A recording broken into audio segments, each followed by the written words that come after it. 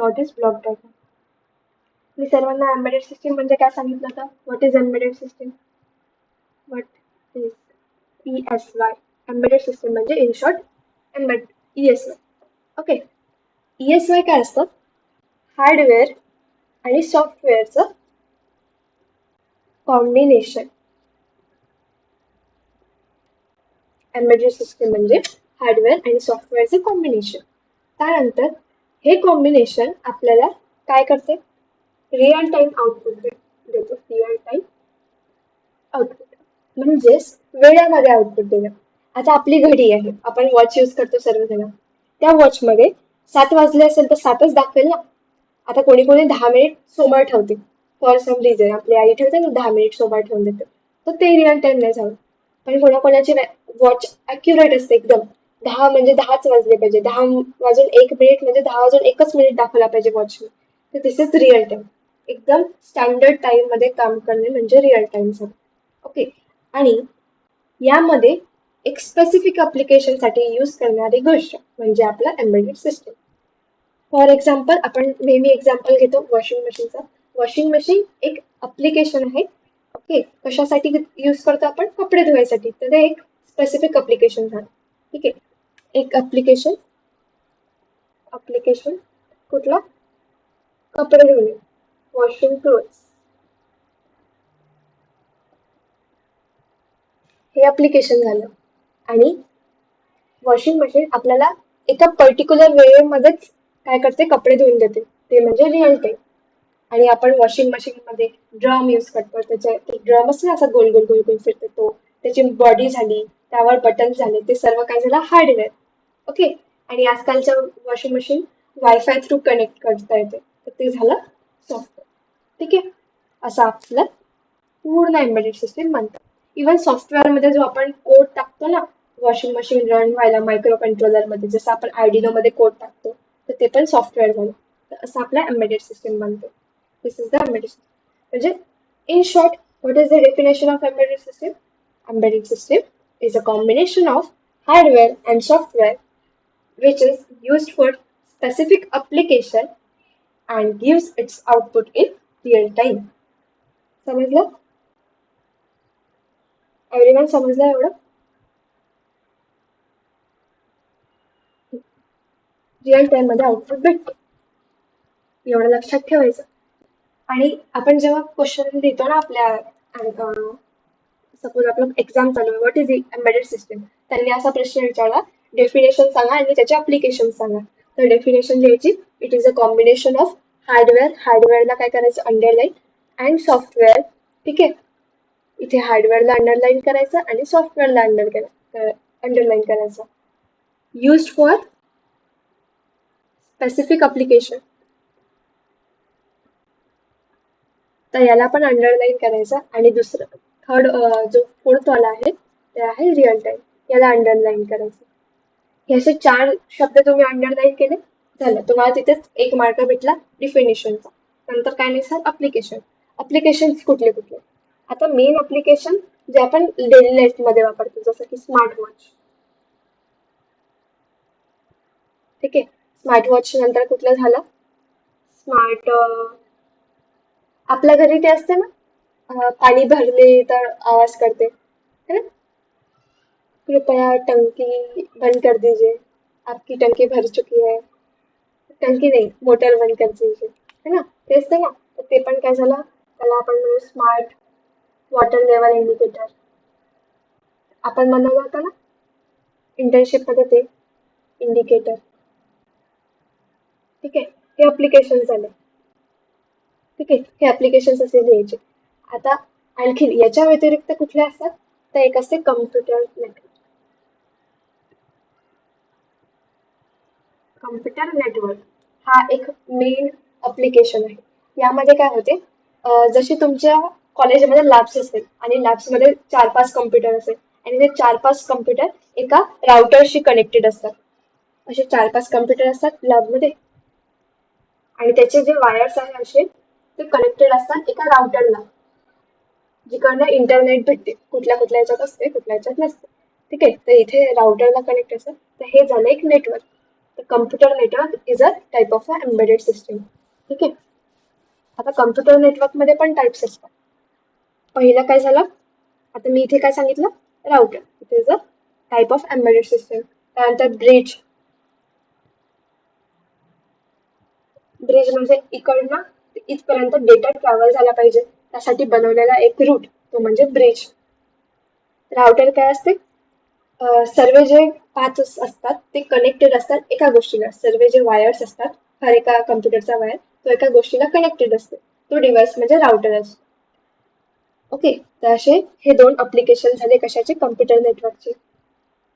त्यानंतर हे आपले बेसिक अप्लिकेशन झाले. त्यानंतर कन्झ्युमर इलेक्ट्रॉनिक्स. काय आहे कन्झ्युमर इलेक्ट्रॉनिक्स? कन्झ्युमर इलेक्ट्रॉनिक्स मध्ये तुमचं मायक्रोवेव्ह ओव्हन येते, त्यानंतर तुमची वॉशिंग मशीन येते, त्यानंतर तुमचं प्रिंटर येते. ओके,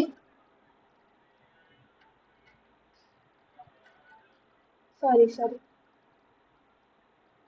ओके, दिसतंय.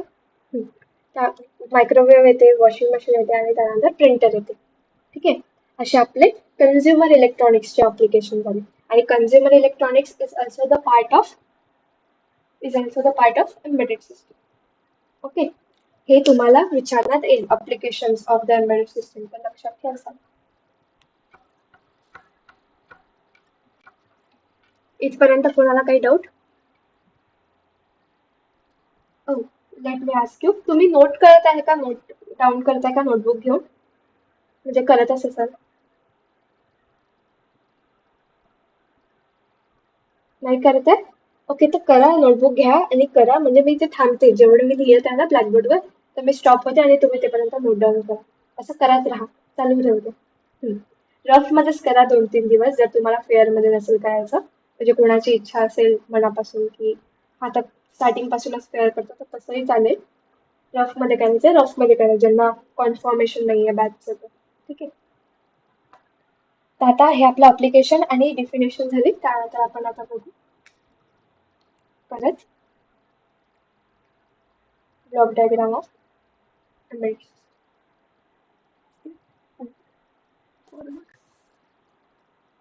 ठीक आहे, आता ब्लॉक डायग्राम सर्वजण काय करायचं, इमॅजिनेशन करायचं कशाचं, आयडिनो तुम्ही इंटरफेस करता आणि ते आयडिनोच्या हेल्पनी तुम्ही एम्बेडेड सिस्टीमचे ब्लॉक डायग्राम बनवताय असं लक्षात घ्यायचं. कारण की आता तुम्ही एकच गोष्ट यूज केलेली आहे एम्बेडेड सिस्टीम मधली, त्याचं नाव आहे आयडिनो. आणि आयडिनो खूप बेसिक कंपोनंट आहे एम्बेडेड सिस्टीम मधला, जो आपण as a micro controller use होतो. तर एम्बेडेड सिस्टीम मध्ये सर्वात मेन पार्ट काय असतो, त्याचा मायक्रो कंट्रोलर. मायक्रो कंट्रोलर किंवा आपण त्याला म्हणतो मायक्रो प्रोसेसर. एम्बेडेड सिस्टीम दोन्ही गोष्टीला म्हणतो, मायक्रो प्रोसेसरला पण म्हणतो आणि मायक्रो कंट्रोलरला. या पूर्ण ब्लॉक डायग्राम मध्ये सर्वात मेन रोल कोण प्ले करणार आहे, तुमचा मायक्रो कंट्रोलर किंवा मायक्रो प्रोसेसर. त्याला इन शॉर्ट लिहायचं, जेव्हा तुम्ही लिहिता पेपरमध्ये किंवा याच्यामध्ये असा बॉक्स करायचा आणि त्याच्यात लिहायचं प्रोसेसर.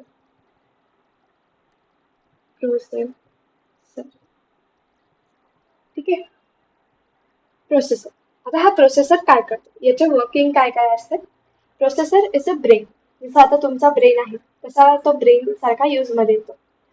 तुम्हाला कुठली पण मुवमेंट करायची तर तुमचे पहिले ब्रेन इन्स्ट्रक्शन देते ना, तसंच एम्बेडेड सिस्टीम मध्ये सर्वात पहिले इन्स्ट्रक्शन द्यायचं कुणाचं काम आहे, तर प्रोसेसर. आता हे इन्स्ट्रक्शन तर भेटणार, कोण देणार इन्स्ट्रक्शन,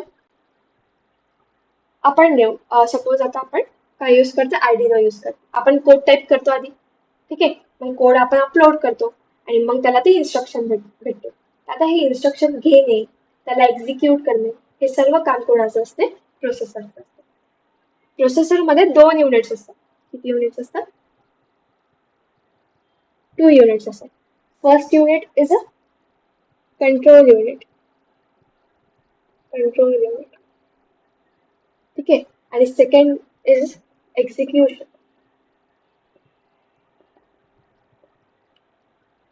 कंट्रोल आणि एक्झिक्युशन असे 2 काय असतात, युनिट्स असतात. युनिट म्हणजे सेक्टर. ठीक आहे, युनिट म्हणजे सेक्टर्स. प्रोसेसरमध्ये कंट्रोल सेक्टर असतो आणि एक्झिक्युशन सेक्टर असतो, असं पण आपण म्हणू शकतो. आता कंट्रोल म्हणजे प्रोग्रामचा जो पण फ्लो असतो. आता आपण प्रोग्राम पाठवत आहे, कशामधून पाठवणार आता? इमॅजिन करा आयडिनो यूज करतात. आयडिनो, ओके, हा आयडिनो आहे आणि हा तुमचा लॅपटॉप आहे. ठीक आहे. आता लॅपटॉप मधून तुम्ही काय करता, इकडे कोड पाठवता. ठीक आहे. तर हे कोड पाठवण्याचं काम कोण करते? आपलं कंट्रोल युनिट. आणि हा कोड पाठवल्यावर आयडिनो काय करेल? त्याला प्रोसेस करेल. तर हे प्रोसेसिंगचं काम कोण करते? Execution unit. एवढं समजत आहे? आता control unit in specific language तर काय करते? जे पण काही कमांड्स आपण प्रोग्राम मध्ये लिहितो लॅपटॉप मध्ये, तो आपण आर्डिनोला देतो. आपण कशाला देतोय? प्रोसेसरला किंवा आर्डिनोला देतोय. तर ते जे कमांड्स आहे त्याला एक एक करून घ्यायचं काम करतात. कोण घ्यायचं काम करतात? Control unit. त्या घ्यायला आपण टेक्निकल लँग्वेज मध्ये म्हणतो फेच. FETCH. फेच करणे. डेटाला फेच करणं कोण करते? कंट्रोल युनिट करते. ठीक आहे. हा जो डेटा आहे, हे जे कमांड्स आहे, याला आयडिनो काय घेतली? आयडिनोने काय केलं? फेच केलं, घेऊन घेतलं. आता हे फेच केलं, धरून घेतले. धरल्यावर काय करणार? तो प्रोसेस करेल. काय करेल? प्रोसेस, की हा डेटा व्यवस्थित आहे का, आणि प्रोसेस केल्यावर त्याला एक्झिक्यूट करेल. म्हणजे त्याला आपल्याला output in the form of output दाखवेल. तर त्याला आपण काय म्हणतो? Execution unit. एक्झिक्युशन युनिट मध्ये प्रोसेसिंगचं काम आहे आणि आपल्याला जे आउटपुट भेटेल ते कशाचं काम आहे? एक्झिक्युशन युनिटचं. समजत आहे एव्हरीवन? आता एक्झिक्युशन होतं याच्यामध्ये म्हणजे काहीतरी परफॉर्म होत असेल, जसं की अरिथमॅटिक लॉजिक युनिट आहे, असं परफॉर्म होत असेल. सीपीयू मध्ये असते ना, ALU असते, त्यानंतर कंट्रोल युनिट असते आणि एक मेमरी युनिट असते. आठवतं सर्वांनी? तर हा जो एक्झिक्युशन युनिट आहे, यामध्ये आपला ALU बसला असतो. ALU. ठीक आहे. कशामध्ये? एक्झिक्युशन युनिटच्या अंदर. ALU, arithmetic logical unit. आता तुमच्या कोडमध्ये जेवढे कमांड्स आहेत त्यामध्ये प्लस असेल, मायनस असेल, कंपॅरिझन असेल, एकामेकाला कमांड्स दिल्या असेल, जसं की आपला हे कमांड डिजिटल राईट, ते पण कमांड झाली. तर ते सर्व कोण प्रोसेस करणार आहे? आपलं अरिथमॅटिक लॉजिक युनिट. ठीक आहे. आणि दुसरं कोण करणार? Execution unit. Execution instruction. ALU काय करणार नंतर? आपले हे execution unit, with the help of execution unit, जे पण काही कमांड्स आले त्याला प्रोसेस करेल. आणि प्रोसेस केल्यावर इन द फॉर्म ऑफ कशाला देईल? आपल्या आउटपुटला. आउटपुटला आपल्याला भेटून. ते कोणाचं काम झालं? Execution unit. आता जसं एक्झिक्युशन युनिट मध्ये ALU दिसतात तुम्हाला, तसंच कंट्रोल युनिट मध्ये फेचिंग साठी कोण असतात? तसंच सारखं फेचिंग युनिट. कशामध्ये? कंट्रोल मध्ये काय असतात? Fetching unit. कशासाठी असते? फेचिंग करण्यासाठी. तो डेटा घेऊन घ्यायसाठी आपल्याला फेचिंग युनिट असते. हा कमांड आयडिनोला पाठवतात. आयडिनो तो एक्सेप्ट करते. कधी कधी तो रिजेक्ट करते. अपलोडिंगचा एरर येऊन जाते. येतं ना अपलोडिंगचा एरर, तर तो रिजेक्ट करते. जेव्हा तो अपलोडिंग सक्सेसफुल होते, तो काय करतो? एक्सेप्ट करतो डेटा, त्याला फेच करून घेतो. ते फेच करायचं काम कोणाचं आहे? आपल्या कंट्रोल युनिटचं, ज्याच्यामध्ये एक फेचिंग युनिट आहे. एवढं समजत आहे? ओके. तर म्हणून आपण हे सगळं प्रोसेस कशामध्ये होत आहे? प्रोसेसरच्या अंदर होत आहे. म्हणून आपण याला काय म्हणतो?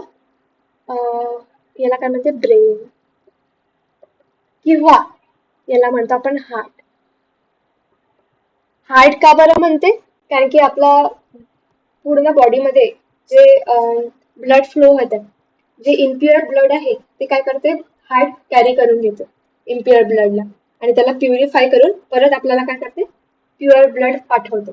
रक्त, खराब रक्त घेते कोण? आपलं हृदय, आणि आपल्याला शुद्ध रक्त देतो. ठीक आहे. तर ते म्हणून हे असं सर्व आपल्याला म्हटलेलं आहे, आणि हे त्याच्यासाठी आपल्याला हार्ट पण म्हणतो आपण त्याला मोस्ट ऑफ द टाइम. आणि ब्रेन तर माहिती आहे, आपला ब्रेन स्मार्टच असतो, तर तसंच प्रोसेस आहे. ठीक आहे. कुठला पण एम्बेडेड सिस्टीमचा मेन गोष्ट असते त्याचा प्रोसेसर. प्रोसेसर कसा आहे? जसं आपण मोबाईल घेतो ना, मोबाईल पाहतो आपण, स्नॅपड्रॅगनचा आहे का, त्यानंतर डायमेन्सिटीचा आहे का, फास्ट वर्क करतो का, तर हे सर्व आपण त्याचे स्पेसिफिकेशन पाहतो प्रोसेसरच्या आधी. हा, मुली कॅमेरा बघतात, मान्य आहे मला, कॅमेरा मी पण बघितला, कॅमेरा की कॅमेरा चांगला आहे का. पण त्याच्या आधी जे जे लोक गेमिंग वगैरे करतात ना ते प्रोसेसर बघतात, कारण की तो मोबाईल हीट नाही झाला पाहिजे. आणि आपला मोबाईल किती चांगला आणि किती स्पीडने काम करतो ते सर्व डिसाईड करून करतं आपला प्रोसेसर. बिकॉज हे सर्व जे काम होत आहे ते किती मिली सेकंड म्हणजे असं असं झालं पाहिजे, एकदम मिली सेकंड्स मध्ये काम झालं पाहिजे. त्यासाठी आपण प्रोसेसर चांगला पाहतो, चांगल्या स्पीडचा पाहतो. आणि जर आपल्याला स्पीड स्पीड आलं तर काय असणार याच्यामध्ये, ऑसिलेटर किंवा क्लॉक. ठीक आहे. जर क्लॉकची स्पीड जास्त असेल तर आपला प्रोसेसिंग स्पीड पण जास्त असेल, किंवा ऑसिलेशन जर जास्त असेल तर क्लॉकची म्हणजे आपला जे हे सर्व जो डेटा एक्झिक्यूट होत आहे त्यानंतर फेच होऊन राहिला आहे ते सर्व फास्टली होणार. ठीक आहे. तर आपण असा प्रोसेसर चूज करतो ज्याची क्लॉक स्पीड हाय असते. ओके. आता आयडिनोची किती असते क्लॉकची स्पीड? आयडिनो एनिवन आठवते कोणाला? किती मेगा हर्ट्सचा असतो आपला आयडिनो? हा, 16 मेगा हर्ट्सचा असतो. म्हणजे किती फास्ट झाला तो, राईट? तरी आपल्याला थोडाफार आपल्याला वाटतं की थोडा स्लो आहे, तर त्याच्यापेक्षा पण फास्ट प्रोसेसर असतात तर ते यूज करतो आपण.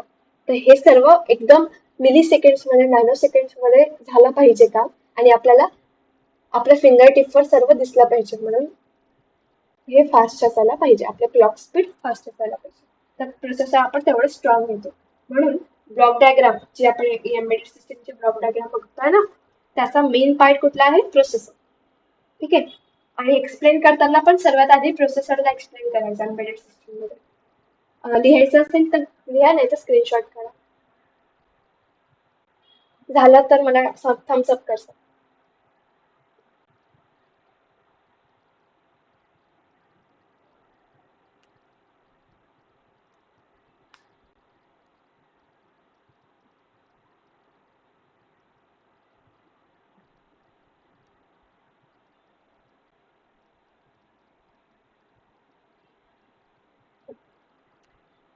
आता ह्या प्रोसेसरचं आणखीन एक काम आहे.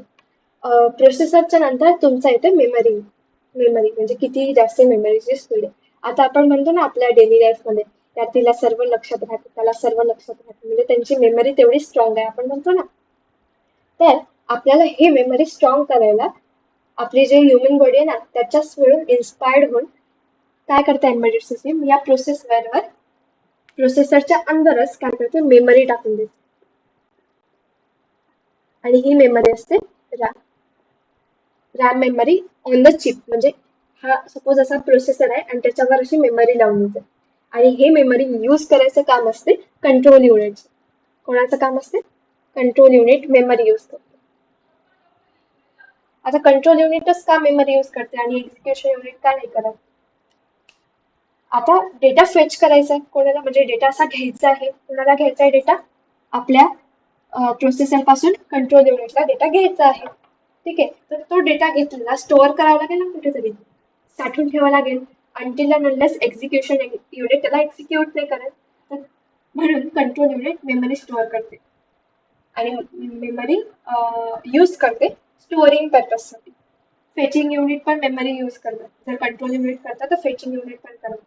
Control unit is a main part, त्यानंतर fetching unit is a sub part. तसंच execution unit is a main part आणि ALU is a sub part. एवढं लक्षात ठेवायचं. म्हणजे एक्झिक्युशन युनिटच्या अंदर एएलयू येते, तसंच कंट्रोल युनिटच्या अंदर फेचिंग युनिट येते. आणि फेचिंग युनिट डेटा फेच केल्यावर जे पण काही डेटा आहे तो स्टोअर करायचं काम कुठे करते? मेमरीमध्ये करते. तर आपली रॅम त्याच्यासाठी यूज होते. आता रॅमच का बरं? रॅम म्हणजे रँडम ऍक्सेस मेमरी. तुम्ही सांगितलं होतं मला रँडम ऍक्सेस मेमरी होते, आणि याच्यामध्ये टेम्पररी म्हणून आपण डेटा स्टोअर करतो. टेम्पररी म्हणजे थोडा काही वेळासाठी. आपण पॉवर ऑन केला आपल्या आयडिनोला, ठीक आहे, आयडिनोला पॉवर ऑन केला तर तेपर्यंत तो चालू ठेवतो त्याच्या गोष्टी. पॉवर ऑफ केला तर तो ठीक आहे बंद पडून जातो. आपण त्याच्यातला डेटा उडत नाही, त्याच्यातला जो डेटा आहे तो जो प्रोग्राम आहे तो उडत नाही. ठीक आहे. पण आता आपण लॅपटॉप यूज करतोय, लॅपटॉपवर तुम्ही क्रोम ओपन केला, क्रोम ओपन करून त्याला बंद करून टाकलं डायरेक्ट, तर तो चालला जातो, उडून जातो, ते पण आहे. मग आपल्याला ऑप्शन ते रिस्टोअर पेजेस रिस्टोअर करायचे, तर ते काय आहे? रॅम मध्ये होतं. तर यामध्ये आपल्याला असा डेटा टाकतो आपण जो टेम्पररी मध्ये करायचा. ठीक आहे. तर म्हणून मेमरी कुठली असते, प्रोसेसरवर रॅम. आणि जे परमनंट मेमरी असते ती वेगळी असते. म्हणजे इथेच ते काय झालं पाहिजे, असं सर्व मिक्स नाही झालं पाहिजे, म्हणून जे मेन मेमरी आहे रॉम ती असते वेगळी. त्याच्यामध्ये आपण सर्व डेटा परमनंटली स्टोअर करू शकतो. जसं की OS झालं, आपल्या मोबाईलमध्ये जो OS असतो ना, खूप सारे GB लागतात त्याला, तर ते OS आपण त्या रॉम मध्ये स्टोअर करू शकतो. रफ करते. ओके, रफ करू सर्वजण. ठीक आहे.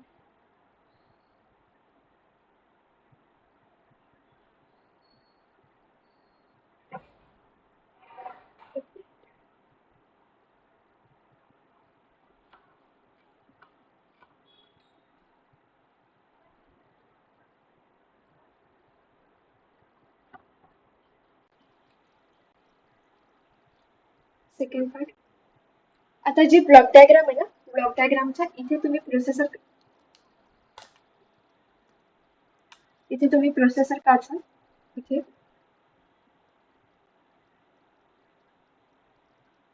त्यानंतर इथे काय काढायचं, टायमर. ओके, मी आता ब्लॉक डायग्राम पूर्ण काढून देते. जो मेन पार्ट होता आपला प्रोसेसरचा झालेला आहे, बाकीचे सब पार्ट्स आहेत, हेल्पिंग हँड म्हणून यूज करतो. आणि ते पण एक्सप्लेन करते, टेन्शन नका घेऊ, एक्सप्लेन करते. पहिले मी ब्लॉक डायग्राम काढून घेते, ते तुम्ही नोट डाऊन करून घ्या. प्रोसेसर आला, प्रोसेसरच्या नंतर टायमर, प्रोसेसरच्या खाली लिहायचं इंटरप्ट कंट्रोल, इंटरप्ट कंट्रोल. ठीक आहे. त्यानंतर तुम्ही दिसाल मेमरी, जी आता एक्सप्लेन केली ना मी थोडीशी ती, पण यामध्ये ते प्रोग्राम अँड डेटा मेमरी. त्यानंतर इथे खाली लिहायचं कम्युनिकेशन. एक असतं सिरियल कम्युनिकेशन, पूर्ण लिहिसाल तुम्ही कम्युनिकेशनचं स्पेलिंग. आणि एक असतं पॅरलल कम्युनिकेशन.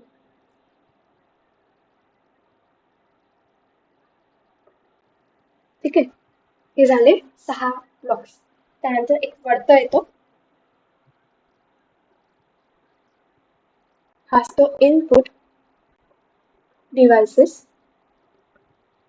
आणि इनपुट डिव्हाइसेसला लागणारं सर्किट कुठलं, ड्रायव्हर सर्किट. म्हणजे आपण त्याला धक्का देतो तर पुश करायचं काम काय करतं, ड्रायव्हर सर्किट करतं.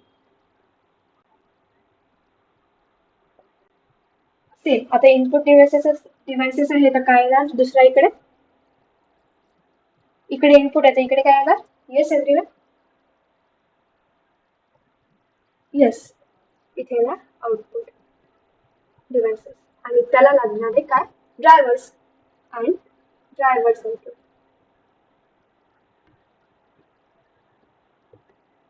उसके बाद आता आपण एम्बेडेड सिस्टीम मध्ये सर्वात आधीच म्हटलं होतं की ते काय असणार, स्पेसिफिक अप्लिकेशनसाठी यूज करेल. तर त्या स्पेसिफिक अप्लिकेशनसाठी आपण एक परत ब्लॉक बनवलेला आहे, असा लंबा बॉक्स बनवला तरी चालते. ठीक आहे. याला आपण म्हणतो SAS, SAS circuit. Specific application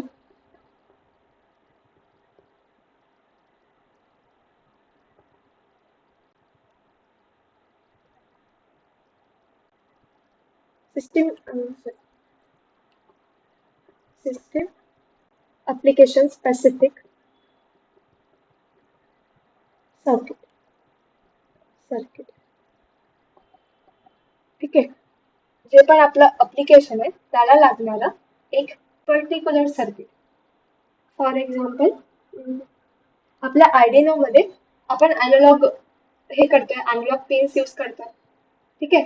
आणि इकडे डिजिटल पेन करतोय, बरोबर. आणि आपल्याला इकडनं डेटा कसा येतो, म्हणजे आपण पॉवर सप्लाय कसा देतो, DC पॉवर सप्लाय देतो. तर DC साठी डिजिटल सर्किट जास्त याच्यात येतं, फ्रेंडली मध्ये येतं. असं डीसी असतं ना, डीसी पॉवर सप्लाय 5 व्होल्टचा देतो आपण, तर त्यासाठी आपण डिजिटल पिन जास्त फ्रेंडली असतात. आता त्या डिजिटलला आपल्याला अॅनालॉग मध्ये कन्वर्ट करायचं असेल तर आपण काय यूज करतो, डिजिटल टू अॅनालॉग कन्व्हर्टर. तर हे झालं एक स्पेसिफिक सर्किट कोणासाठी, आयडिनोसाठी. समजत आहे, एक एक्झाम्पल दिलं म्हणजे हे समजलं पाहिजे म्हणून, बाकी समोर तर समजून सांगता नाही. आता हे सर्व आपल्या एम्बेडेड सिस्टीम मध्ये आलं, पण मेन गोष्ट जर त्याला पॉवर सप्लायच नाही भेटली तर एम्बेडेड सिस्टीम चालू होईल का, नाही होईल. तर तो पॉवर सप्लाय दिली इकडच्या ब्लॉक मध्ये पॉवर सप्लाय. पॉवर सप्लाय नंतर आयडिनोवर एक पिन असते रेड कलरची इकडे साईडला, त्याला काय म्हणतो आपण, असं ती पिन बटन दाबली, पुश बटन दाबली तर काय होते, आयडिनो बंद होऊन परत चालू होते, त्याला आपण काय म्हणतो, रिसेट. तर याला, हा येस, तर या सर्वला आपण काय करणार, रिसेट करायसाठी पण एक कंडिशन ठेवू. आणि क्लॉक जनरेट होते. क्लॉक कशी जनरेट होते, with the help of oscillation. काय होते, येस, ऑसिलेटर्स, राईट, ऑसिलेटर. ठीक आहे, तर अशी आपली ब्लॉक डायग्राम असते. याला थोडंसं नोट डाऊन करून घ्या किंवा स्क्रीनशॉट काढा आणि मला थम्सअप करा. मी समोर सांगते तुम्हाला, एक एक पार्ट एक्सप्लेन करते प्रोसेसरच्या नंतरचा.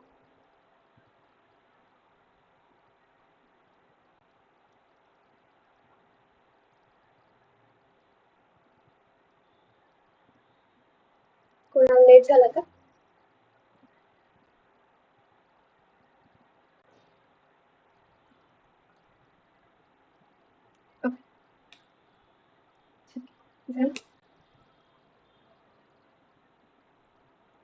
आतापासून म्हणजे नोट करत राहा, तुम्हाला त्रास नाही जाणार जास्त.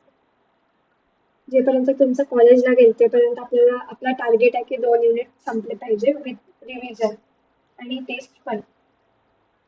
कारण की 21 ऑगस्टला लागणार आहे, आतापासून 1 महिना वेळ आहे. करू रफ, करू.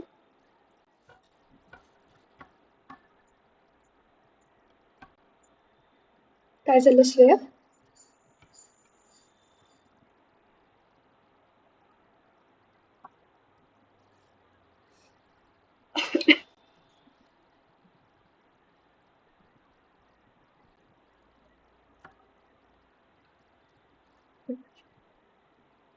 प्रोसेसरचा ब्लॉक समजला सगळ्यांना? समजलं. चल. तर आता आपण बघूया प्रोसेसरच्या बाजूला काय होतं, टायमर. हा, टायमर बघूया आता आपण.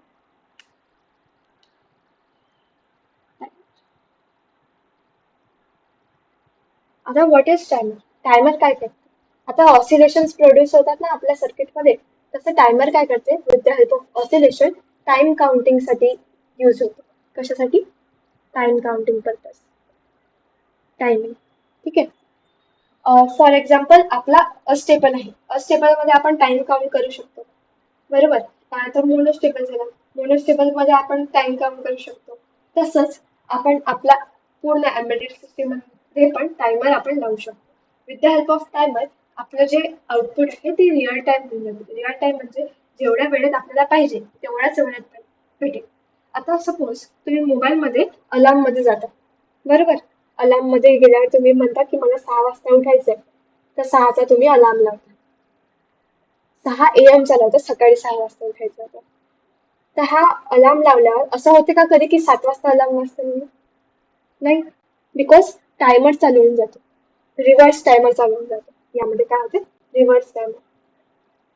रिव्हर्स टायमर चालू झाला की जेव्हापर्यंत त्याचा टाइम काउंट कशाचा, रिव्हर्स टायमरचा 0 0 होत नाही तेपर्यंत अलार्म वाजत नाही.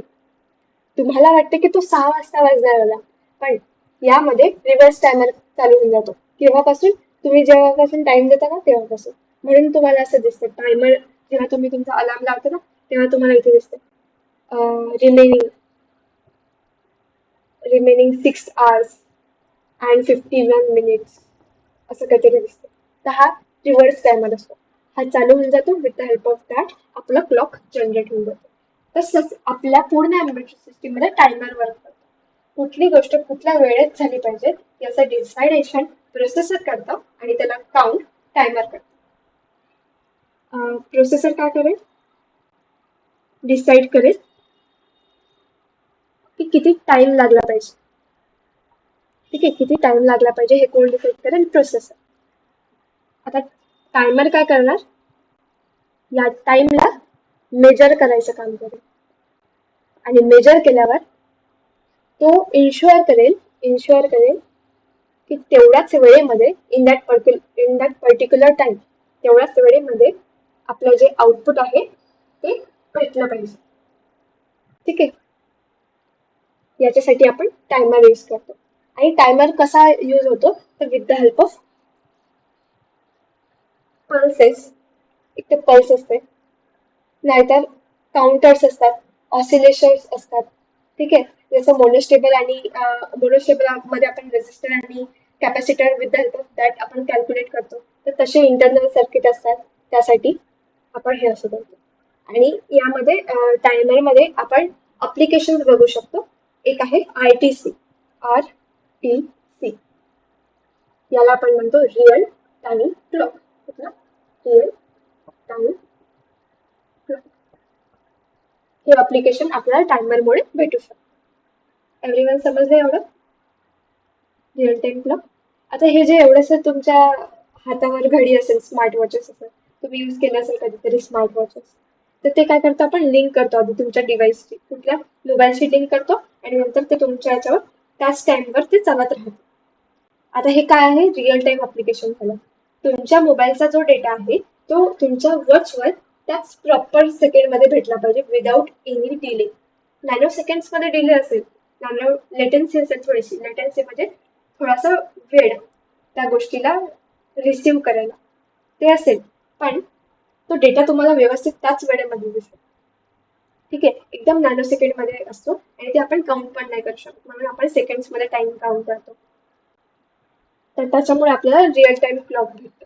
आता ही रिअल टाइम क्लॉक तुमच्या टायमर्स मध्ये यूज होते पहिले, तर त्यानंतर स्मार्ट वॉचेस सारख्या अप्लिकेशन्स मध्ये यूज होते. If you are using water level indicator, त्यामध्ये तुम्हाला रिअल टाइम क्लॉक भेटेल. त्यानंतर मायक्रोवेव्ह ओव्हन, 10 मिनिटच तुमचा केक बेक झाला पाहिजे. केक जो आहे तो मायक्रोवेव्ह ओव्हन मध्ये 10 मिनिटच राहायला पाहिजे, राईट. तर त्यासाठी पण आपण काय यूज करतो, रिअल टाइम क्लॉक यूज करतो, किंवा आपण म्हणू शकतो टायमर यूज करतो. एवढं सर्वांना क्लिअर टायमर. हा जो टायमर असतो ना, मोस्ट ऑफ द टाइम तो याच्यामध्ये आपल्या एक्झाम्समध्ये एक्सप्लेन नाही करत, विचारत नाही एक्सप्लेन करायला. जर त्यांनी म्हटलं की इज ब्लॉक एक्सप्लेन करा, तर छोटासा याच्यामध्ये टायमर लिहून द्यायचा की असा असा टायमर असतो, त्यामध्ये आपण रिअल टाइम क्लॉक करू शकतो. त्यानंतर तो टायमर काय करतो, मेजर करतो जो पण टाइम आपल्याला ज्या पण टाइम मध्ये आपल्याला आउटपुट पाहिजे तो टाइम मेजर करतो. कोण मेजर करतो, टायमर. आणि तो टाइम कोण डिसाईड करते, तर प्रोसेसर डिसाईड करते. म्हणजे मला 10 मिनिट मध्ये आउटपुट पाहिजे, तर हे 10 मिनिट कोणी डिसाईड केलेले आहेत, प्रोसेसरने. पण 10 मिनिट मोजायचं काम कोण करणार, टायमर करणार. ठीक आहे, स्क्रीनशॉट करून घे किंवा लिहून घे.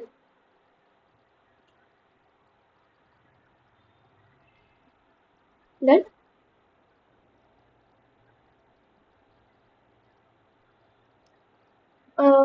आता हा जास्त पार्ट एक्सप्लेन नाही करायचा लिहायच्या वेळेस एक्झाम मध्ये. इट्स नॉट नेसेसरी, छोटासाच पार्ट आहे. सर्वात जास्त प्रोसेसर एक्सप्लेन करायचा, सेकंड नंबरवर आपण आता आता बघ याच्यानंतर बघू तो एक्सप्लेन करायचा. आता तुमच्या टायमरच्या खाली मी काहीतरी लिहून दिलं होतं. काय लिहिलं होतं,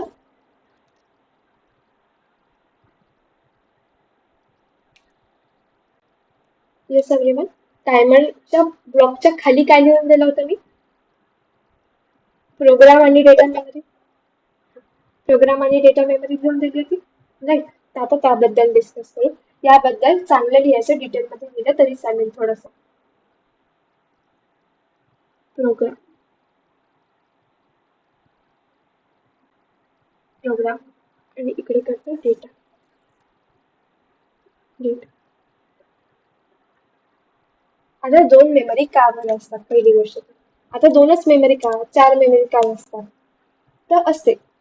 फक्त ह्या 2 मेमरीचे टाइप्स मध्ये असतात. जसं आता तुम्ही डब्ल्यू-ई-पी रॉम असं ऐकलं असेल त्याच्यामध्ये, डबल-ई-पी रॉम असं ऐकलं असेल. तर ते टाइप्स मध्ये आलं. पण मेन मेमरीज कुठल्या असतात? एक असते रॅम आणि एक असते रॉम. तर प्रोग्राम मेमरी म्हणजे आपली रॉम.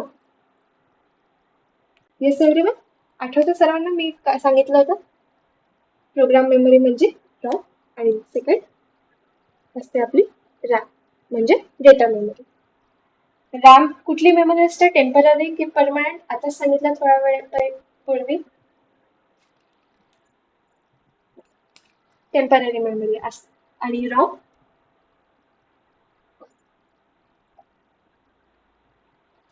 हा बरोबर. आता जे पण आपण एम्बेडेड सिस्टीम मध्ये कोड एक्झिक्यूट करतो, परत परत एक्झिक्यूट आपल्याला तेच कोड करावं लागतं. फॉर एक्झाम्पल मायक्रोवेव्ह ओव्हन आहे, तर त्याला तर फक्त बेकिंगचंच काम आहे ना, बरोबर आहे. त्यामध्ये मायक्रोवेव्ह रेडिएशन येणार, हे तर त्याचं काम झालं, पर्टिक्युलर काम झालं. तर त्यासाठी ऑलरेडी काहीतरी कोड स्टोअर असेल जो कधीच रफ नाही होणार. तो कोड रॉम मध्ये स्टोअर असतो. ठीक आहे. आणि आता एक आणखीन जो आता आपण कोड देऊ, आता आपण काय कोड दिलाय त्याला, की तुला 10 मिनिटासाठी एवढ्या एवढ्या डिग्रीवर आपल्याला केक किंवा काही पण बेक करून द्यायचं. मायक्रोवेव्ह ओव्हनला म्हटलं आपण की 10 मिनिटासाठी आणि 120 डिग्री सेल्सिअसवर बेक करून दे. काय करून दे? बेक. ठीक आहे. तर हे काय झालं, आपण इन्स्ट्रक्शन दिली तर हे कशामध्ये सेव्ह होणार? डेटा मेमरीमध्ये. डिफरन्स समजला? थोडासा डिफरन्स समजला? असा डिफरन्स असतो. आता ऍक्च्युअल काम काय आहे? प्रोग्राम मेमरी जसं तुमच्या मोबाईलमध्ये ओएस असतात ना, अँड्रॉइड आहे, ठीक आहे, अँड्रॉइड 14 वर्जन आहे, तर ते स्टोअर करायला हेल्प करते. ओके. तर ते आपलं रॉम मेमरी झाली. आणि डेटा मेमरी म्हणजे तुमच्या आता असं म्हणू शकतो फोटोज वगैरे जे आपण डिलीट करू शकतो कधी पण, ते झालं आपलं. रॉम मधला डेटा तुम्ही डिलीट नाही करू शकत, whereas रॅम मधला डेटा तुम्ही डिलीट करू शकता. therefore it is a temporary. आणि रॅम आपल्याला कॉम्पॅक्टनेस देते. आता हे कॉम्पॅक्टनेस काय देते? मी म्हटलं होतं ना, प्रोसेसर असतो ना आपला प्रोसेसर, या प्रोसेसरवर एका इकडे एक अशी मेमरी लागली असते, इथे मेमरी आहे आणि ह्या मेमरीला आपण रॅम मेमरी म्हणतो. कुठला पण जो पण डेटा आहे, ठीक आहे, डेटा वगैरे येत आहे, इन्स्ट्रक्शन्स येत आहे, ते कशामध्ये जाणार? या मेमरीमध्ये जाईल. आता ते मेमरी काय करेल? त्याला घेऊन घेईल. मेमरी जो पण इन्स्ट्रक्शन आहे त्या मेमरीमध्ये आपण स्टोअर करू, ते मेमरी घेऊन घेणार आणि नंतर ते एक्झिक्यूट वगैरे होणार. आता एक्झिक्यूट वगैरे व्हायचं काम जे मेन काम आहे ते रॉम मध्ये जाते आणि फेचिंग वगैरेचं काम जे झालं आपलं ते रॅम मध्ये जाते. आणि म्हणून रॅम काय करते? कॉम्पॅक्टनेस असते. कारण की याला आपण एसओसी असं नावाचं काहीतरी ऐकलं असेल. SOC system system on chip. आता हे चिप म्हणजे प्रोसेसर आणि सिस्टीम आपली मेमरी. सिस्टीम ऑन चिपचं हे काम करते. कोण करते? आपले रॅम जे आहे ही टेक्नॉलॉजी यूज करते सिस्टीम ऑन चिप. त्यामुळे ह्या प्रोसेसरवर आपण इनबिल्ट मेमरी करतो for storing instructions, fetching the data. जो डेटा फेच केला तो आपण त्याच्यामध्ये स्टोअर करू शकतो. आता याचे टाइप्स कुठले कुठले? पहिले तर फ्लॅश. हे तर एकच आहे, ROM. It is a compulsory thing. त्यानंतर इकडे फ्लॅश राहील. फ्लॅशमध्ये तुम्ही डेटा स्टोअर करू शकता. त्यामुळे डब्ल्यू-ई-पी रॉम राहील किंवा ई-पी रॉड झाला रॉम आणि ई-पी रॉम, अशा 3 मेमरी आपल्या डेटा मेमरीमध्ये. आता डेटा मेमरी टेम्पररी स्टोअरिंग साठी होते, असं लिहायचं. काय लिहायचं? Temporary storing. Temporary data store करण्यासाठी कामात येते. त्यानंतर इन्स्ट्रक्शन इन्स्ट्रक्शन जे घेतो ते स्टोअर करायला यूज मध्ये येते. असं आपल्या रॅम मध्ये लिहायचं. आणि याच्यामध्ये लिहायचं permanent permanent data saving memory असं लिहायचं. ठीक आहे. यामध्ये आपण इनपुट आउटपुट डेटा स्ट्रीम किंवा ऑपरेटिंग सिस्टीम याचा मेन काय आहे ऑपरेटिंग सिस्टीम जे OS बोलले ना मी OS त्याचं फुल फॉर्म काय ऑपरेटिंग सिस्टीम स्टोअर करते. ठीक आहे.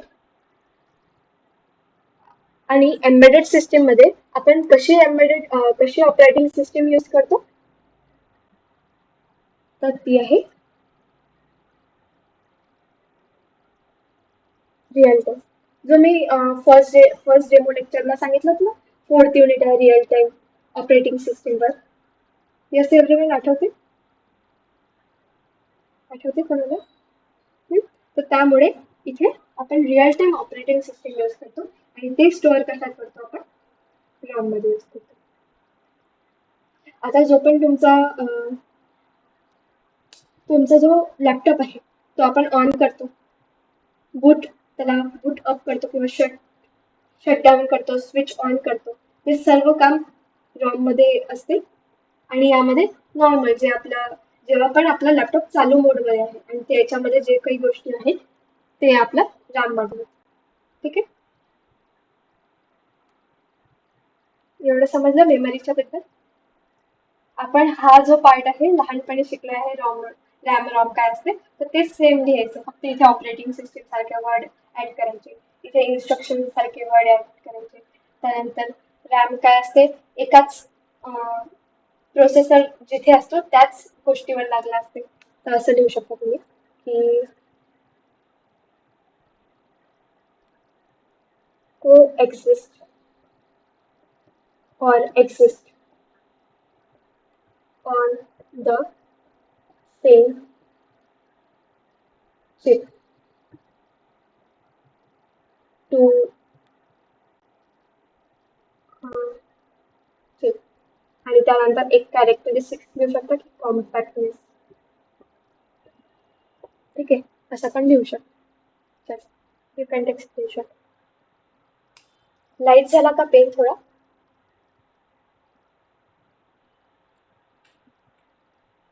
व्यवस्थित आहे.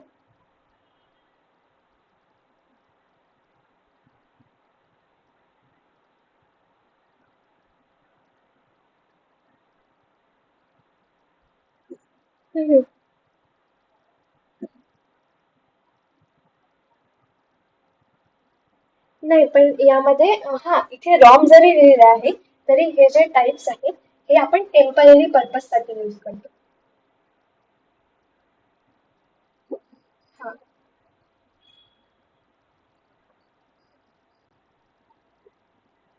शट डाऊन केल्यावर त्यासाठी वेगळी मेमरी असते. आता ती आपण रॅम मध्ये तर नाही राहत ती स्टोअर. आपण म्हणतो ना ते 8 GB रॅम आहे 64 GB चे स्टोरेज आहे. तर ते स्टोरेज डेटामध्ये जाते. स्टोरेज म्हणजे हे यामध्ये नाही आला तो पार्ट, तो डिफरंट पार्ट मध्ये आला. इट्स नॉट लाईक की रॉम असेल तो किंवा रॅम असेल. म्हणजे त्याचं पण असेल की ते रॅम असते की रॉम असते पण तो वेगळा पार्ट आहे. जसं याच्यात टाइप्स आहेत ना तसे जो आपण डेटा स्टोअर करतो. It's not like a permanent. तो जो फोल्डर आहे तो डिलीट करू शकतो. हो ना, डिलीट करू शकतो तो फोल्डर तो राईट. जो पण कोड टू टाकलाय पण तो ऑटोमॅटिकली डिलीट नाही होत. तर तो सेमी परमनंट सारखा झालेला आहे, नॉट फुल्ली परमनंट. एक मिनिट मी रेकॉर्डिंग चालू करतो.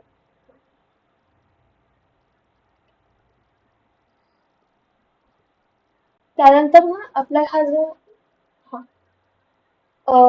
रॅम मध्ये एक आणखी पॉईंट लिहू शकतो. कॉम्पॅक्टनेस लिहिला का? हो लिहिलं. ठीक आहे झालं. हे स्क्रीनशॉट वगैरे काढला तुम्ही किंवा लिहिलं?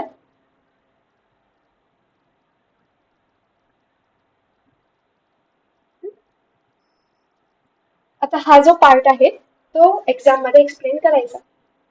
इन जनरल पण हा पार्ट एक्सप्लेन केला तर तुम्हाला काय म्हणतात तर तुमचा जो आन्सरची जी लेंथ आहे ना ती वाढते. तर त्याच्यामुळे आणि MSBT मध्ये असतं की जर तुम्ही प्रॉपर इंग्लिश लिहत आहे इन्स्ट्रक्शन जे सेंटेन्स आहे तुमचे ते प्रॉपरली लिहा आता इंग्लिशमध्ये, आणि ते खूप मोठे मोठे आहे आणि त्याच्यात थोडासा वजन आहे त्या सेंटेन्समध्ये, तर तुम्हाला मार्क देऊन देतात. ठीक आहे, असं होतं याला